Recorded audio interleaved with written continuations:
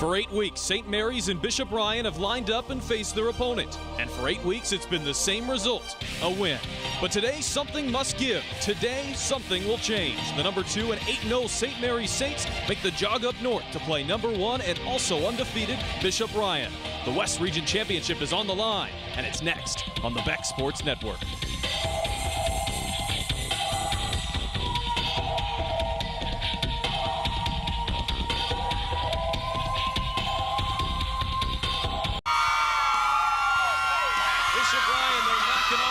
As the Lions faithful coming out here on a Thursday night.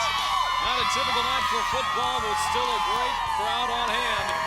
And Bishop Ryan on the 5-yard line here on their first drive of the football game still as we head into the second quarter. And this game, of course, was supposed to be played tomorrow night, but a Catholic conference going on, so both schools easily agreed that they were going to move it up a day. So we come out here on a Thursday, and this game gets the spotlight it deserves, being 1 versus 2. Only AA game going on tonight. It's been a 14-play drive so far that started on the 11-yard line for Austin Eggle and the Lions. And they face second down and goal from the 3, and it's Eggle keeping it himself. Touchdown, Bishop Ryan, and the Lions are on the board first here in the Battle of Unbeatens. It was a long drive for Bishop Ryan. You just talked about how far they had to go to get it into the end zone, but this last play, much like probably the last 4 or 5 rushing plays, you'll see it on the Bismarck Cancer Center replay. Quarterback keeper, he doesn't need a lot of yardage. He picks up the 2-3 yards he's been getting on the last few plays, and that's what it takes to get the touchdown. It's Demchuk in for the extra point, and his kick is good. So we had no scoring through a quarter of play, and just 5 seconds into the second, Bishop Ryan takes the lead here in Minot. The number 1 at home, Bishop Ryan Lions, a 15-play drive, and it's capped off by the quarterback, Austin Eggle. As he runs it in for the touchdown, it wasn't a big play drive by any means, John, but it got the job done. Well, absolutely. I mean, they started with big chunks of yardage, 10 yards a pop on the ground. St. Mary's finally got to slowing it down but not stopping it, and then it was already too late. Bishop Ryan was in the red zone. They only needed a few more yards to punch it in, and Eggle's able to do it behind that big O-line. Short kickoff just to the 25-yard line. And this is the running back, Jake Heinert, who takes it to the 37-yard line. It'll be good field position for the St. Mary's Saints, who got 1 first down, but then were forced to punt on 4th down and 1 in their first drive. And we thought it was going to be a battle, at least early on, of the running game versus the passing game, but Bishop Ryan doing it well on the ground in their first possession, and now St. Mary's riding their junior Jake Heinert on their second possession here out of the I formation. Here we go, Lions! Here we go! And they'll pitch it to Heinert. And hit and taken down at the line of scrimmage. That's Brody Bosch, the cornerback, and it's already the second tackle of the day for the Bishop Ryan cornerback. And this is a team that Brad Bork, as he says, all of his players, they're able to tackle or they won't be on the football field. And a lot of these guys were on the field during the offensive drive, but this defense looking just like it did at the very beginning when St. Mary's got the ball to start this game. That's the 3rd carry for Heinert, just 3 total yards. As they'll go to the up man this time, it's Noah Krebs. And Krebs taken down at around the 40-yard line, but very quickly we face a 3rd down and long here for St. Mary's. And these situations are even more scary if you're a Saints fan, because it's a Bishop Ryan offense on the other side that is very quick scoring if you give them the football back. St. Mary's 1 for 2 so far on 3rd down. They had the passing play to convert on their very first opportunity. Good chance they go to the air here with about 7 yards needed. Schmeeker is going to the air, and he'll send it up for Bern Curl. And Curl unable to find the football. It was Brody Bosch on the coverage. And a quick 3 and out for St. Mary's on their second drive. There's a look. That's where we are. The We're all stands. just set up here. Doing it outside here tonight as we wait for the press box to be redone here at Minot State. I'm sure it'll be great in a couple of years, but right now we're outside. Wouldn't have it any other way, right, John? Oh, it's a beautiful night for football. It is. So back to punt, and Curl will get it away, and it's a short kick, although it'll take a St. Mary's hop and come to a stop right around the 30-yard line. So this Bishop Ryan offense, which went 15 plays on its first drive, will have the football back here for its second offensive possession, and very important here for St. Mary's to come up defensively and not fall down 2 touchdowns here early in this football game. Well, in talking to Coach Smeeker, he talked about how his team was going to need to score in this game to keep up with Bishop Ryan. He was confident in his defense, but wasn't sure that they were going to be able to win this game with a shutout like they have so many times earlier this year. Kalamaha around the left side has maybe a yard. And we've seen a lot of the senior running back here so far. He only had 8 carries last week. He's already got 6, and all of the rushers so far averaging around 5 yards a carry, the 3 they've used, Kalamaha, Bacchus, and Egel. We've yet to see Egel really unload down the field, but the senior quarterback has one of the better arms in the state and has 3 receivers here on 2nd down and 10. And that's a dangerous pass that'll just fall to the ground. It was Noah Krebs who came in there for the deflection.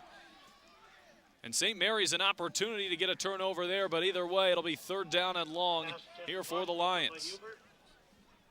And even with that pass, it was over the middle, medium length maybe, but we have not seen any kind of big pass from Bishop Ryan, and I just thought we'd see it by now. We'll see it before the end of the night. They'll spread them out here on 3rd down and 10.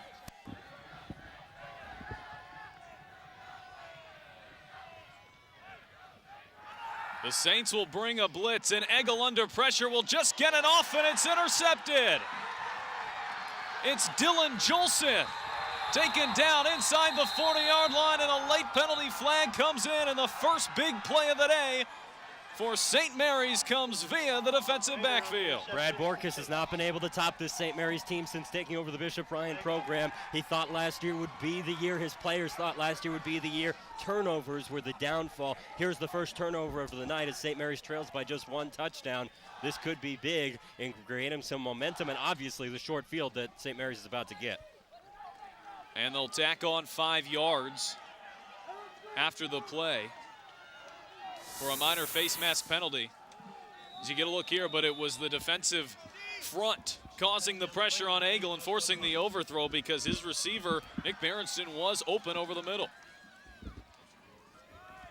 1st down and 10, and a play action fake for Schmeeker, who's under pressure but avoids it and will be swallowed up right around the line of scrimmage.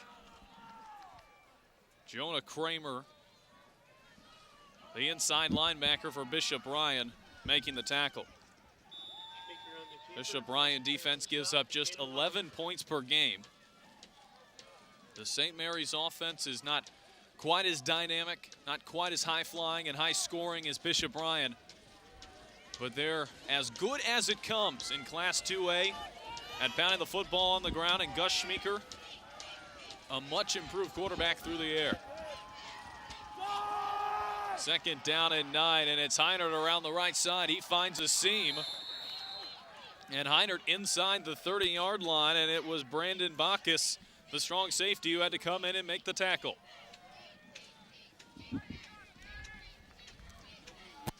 St. Mary's has to capitalize on the opportunity that the defense was able to give with that interception. Can't have a field this short in a game that might not be a shootout, but Pat, you and I both talked, and we're thinking 20, 30 points is what it's going to take to be in this game. Not necessarily to win it, but to be in this game, you got to be in that neighborhood to play with Bishop Ryan with the way they've been able to score this season and the way they've been able to score already tonight.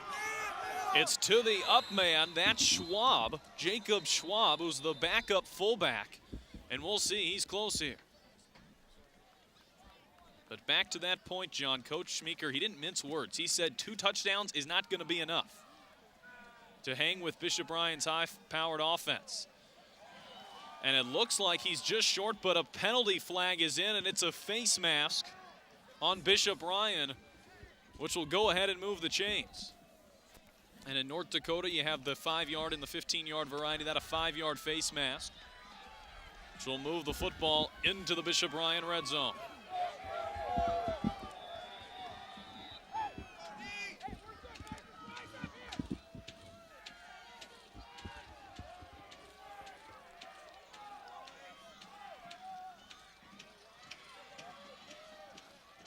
First down and 10. Schmeeker to the air. He's looking to the end zone. And Obrich is just out of bounds. What a play by the senior wide receiver, but just couldn't get that foot in bounds. And a great throw from Gus Schmeeker. Absolutely. Beautiful effort by the QB to float it in over the top of the defense, as you'll see here on the Bismarck Cancer Center replay. Bosch was there. Tough to tell where that right foot came down from the angle we had. It's a close play, but that far side official was right on top of it. On second down and 10, they'll hand it off to Jake Heinert, who has a big hole up the middle. 19-yard touchdown run. And St. Mary's has their first touchdown of the game, and they've equalized Bishop Ryan here on their third drive, a drive set up by the defense. Outstanding work on that run. Just great push by the defensive line, matching what we've been talking about for Bishop Ryan's O-line. You'll see it here on the Bismarck Cancer Center replay quick. There is a lot of room, and he had to make a cut or two, but he had the space, and there was no one deep up the middle defensively. Safeties, linebackers. And we're tied at 7, midway through the second quarter. The battle of the unbeatens is back even.